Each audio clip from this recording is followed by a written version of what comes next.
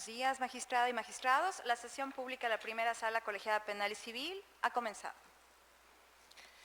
Muy buenos días. Con fundamento en el artículo 43, párrafos segundo y tercero de la Ley Orgánica del Poder Judicial del Estado, se abre la sesión pública con grabación de la primera sala colegiada penal y civil, señalada para el día de hoy, 25 de marzo del año 2026. En consecuencia, tiene el uso de la voz la secretaria de Acuerdos. Gracias, magistrado. Se encuentran reunidos la magistrada y los magistrados que integran esta primera sala de conformidad con el artículo 2, fracción 1 del Acuerdo General número EX02-26030201 del Pleno del Tribunal Superior de Justicia del Estado, de fecha 2 de marzo de 2026, como magistrado primero y presidente, licenciado en Derecho Hernán Jesús Vega Burgos, como magistrada segunda, licenciada en Derecho Claudia Crisol Antonio Mayor, y como magistrado tercero, licenciado en Derecho María Alberto Castro Alcocer. Muchas gracias, secretaria. Le pido por favor dé cuenta de los tocas listados para la presente sesión. Sí, magistrado. Como previamente se hizo el conocimiento de ustedes, magistrado y magistrados, así como de la ciudadanía en general, en el portal de Internet oficial del Tribunal Superior de Justicia del Estado, en cumplimiento a las obligaciones de transparencia y acceso a la información pública, esta sala como órgano colegiado ha enlistado en total 4 tocas para ser expuestos y votados en esta sesión. Le pregunto a ustedes si los tocas listados serán sesionados en su totalidad y, de ser así, sean tan amables de expresar su anuencia en votación económica, por favor. Muchas gracias. Se comienza entonces con el toca del magistrado primero, licenciado en Derecho Hernán Jesús Vega Burgos, quien enlistó 1. Corresponde al número 1 de la lista de la sesión. Toca 9-2025, deriva de la causa penal 32-2018 del Juzgado Primero Penal. En este toca se apela a la sentencia de fecha 11 de abril de 2025 y el apelante es la defensa. Magistrado, tiene usted el uso de la voz. Muchas gracias, secretaria. Pongo a consideración de mis compañeros magistrados el presente asunto, en el cual el problema jurídico a resolver es determinar si la decisión de la jueza de primera instancia fue correcta al declarar penalmente responsable del delito de incumplimiento de obligaciones de asistencia familiar al ciudadano de iniciales M, A y P. En el asunto en estudio, el Ministerio Público ejercitó acción penal en contra del hoy sentenciado, atribuyéndole haber dejado de cumplir con su obligación de proporcionar alimentos a sus hijos menores de edad, derivados de una relación previa con la querellante. En consecuencia, la jueza de primera instancia emitió sentencia condenatoria declarando la responsabilidad penal por el delito de incumplimiento de obligaciones de asistencia familiar, imponiendo pena de prisión, multa, reparación de daño, suspensión de derechos y demás consecuencias jurídicas. Por ende, la defensa pública interpuso el recurso de apelación esencialmente por falta de análisis integral y exhaustivo, insuficiencia probatoria para acreditar los elementos del tipo penal, como la ausencia de necesidad real de los acreedores alimentarios y la responsabilidad del sentenciado.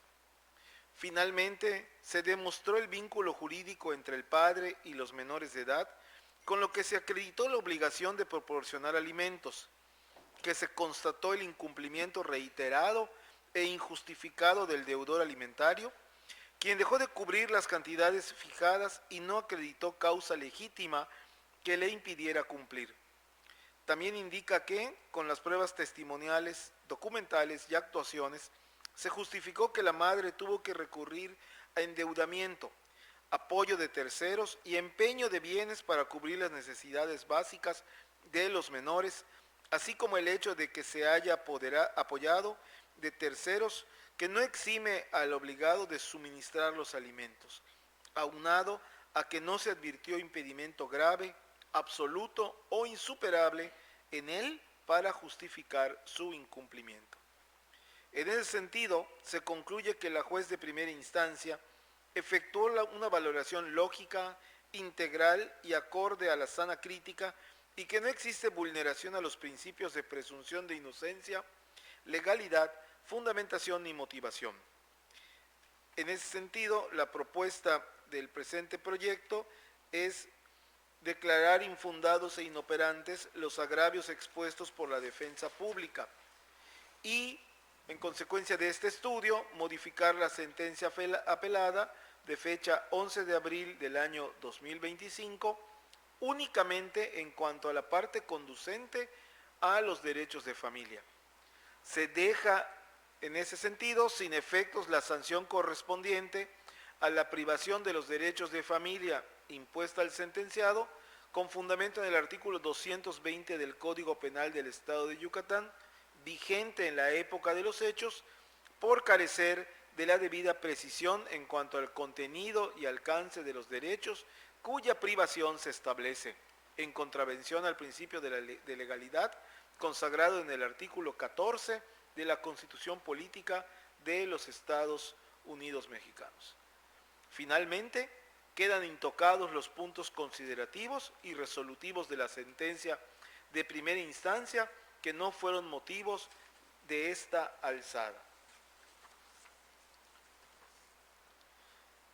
Secretaria, por favor, proceda a tomar la votación.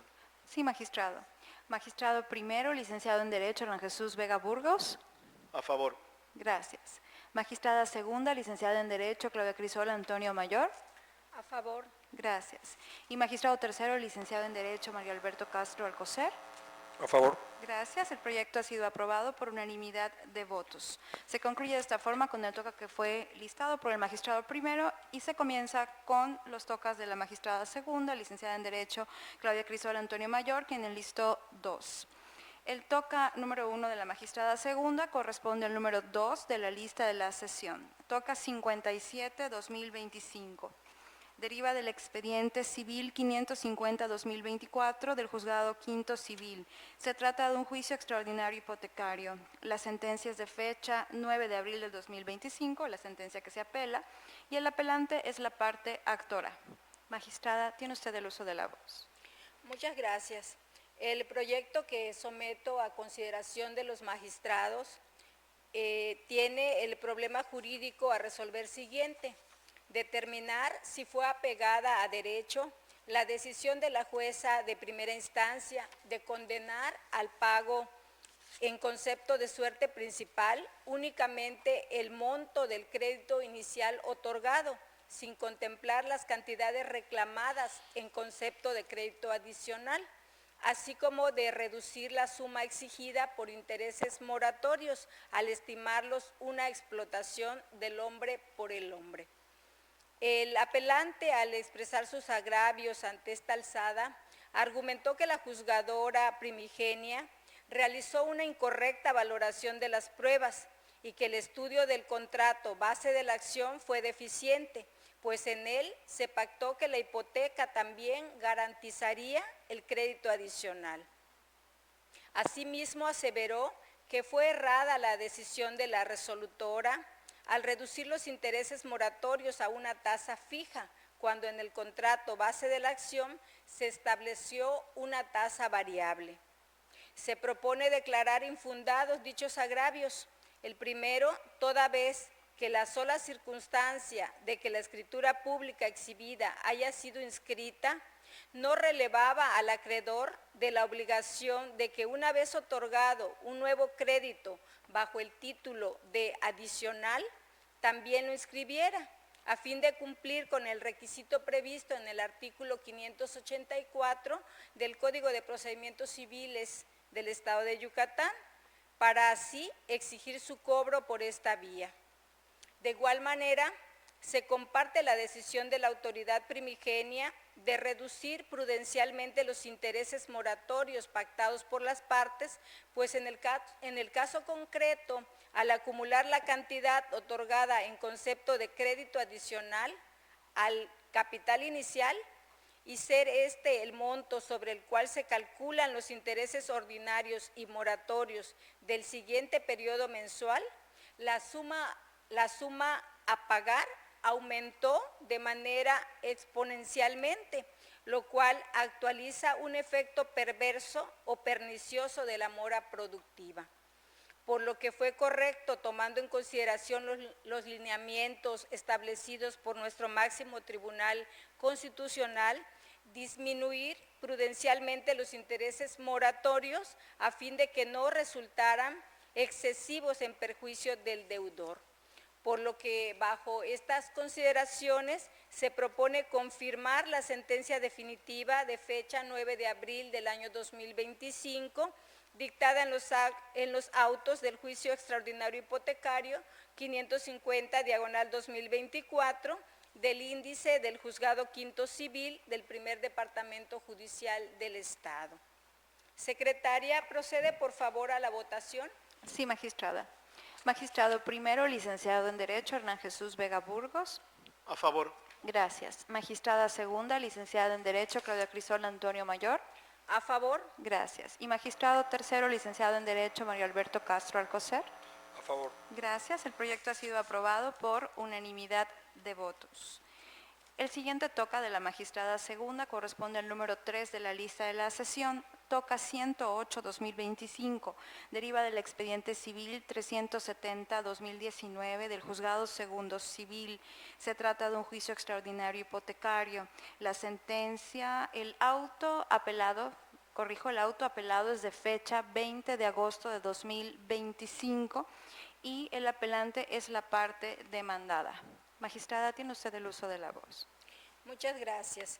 En este proyecto que someto a consideración de mis compañeros magistrados, el problema jurídico a resolver es el siguiente: determinar si fue apegada a derecho la decisión de la jueza primigenia al no acceder a decretar la caducidad de la instancia solicitada por la parte demandada, al considerar que no se encontraba en el supuesto establecido en el artículo 53 del Código de Procedimientos Civiles del Estado.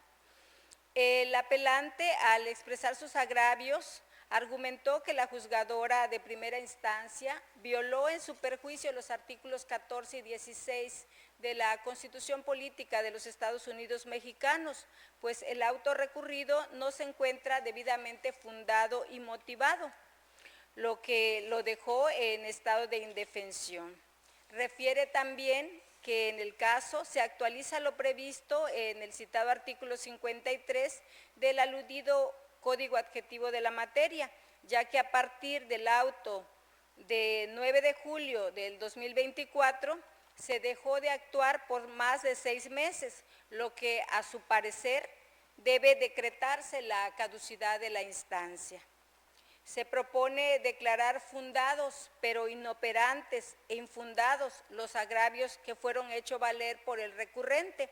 Esto toda vez que, como lo argumentó, la juzgadora efectivamente no motivó el auto apelado, por lo que al reasumir la jurisdicción se llevó a cabo el análisis sobre la caducidad y se determinó que no procede dicha institución procesal porque en el caso existe una excepción a las reglas aplicables a ella, la cual se encuentra contemplada en el artículo 55 en su fracción segunda del Código Adjetivo de la materia, pues en el plazo que se refiere transcurrió el término de la caducidad, se encontraban pendientes de resolución 2 apelaciones que se consideran trascendentes para la debida continuación del juicio y que debían resolverse, pues con ello se determina la legitimación de la parte actora en el juicio. Por lo que bajo esas consideraciones se propone confirmar el auto de fecha 20 de agosto del año 2025, dictado en el expediente 370/2019 del índice del Juzgado Segundo Civil del Primer Departamento Judicial del Estado. Secretaria, por favor, proceda a la votación. Sí, magistrada. Magistrado primero, licenciado en Derecho, Hernán Jesús Vega Burgos. A favor. Gracias. Magistrada segunda, licenciada en Derecho, Claudia Crisol Antonio Mayor. A favor. Gracias. Y magistrado tercero, licenciado en Derecho, Mario Alberto Castro Alcocer. A favor. Gracias. El proyecto ha sido aprobado por unanimidad de votos.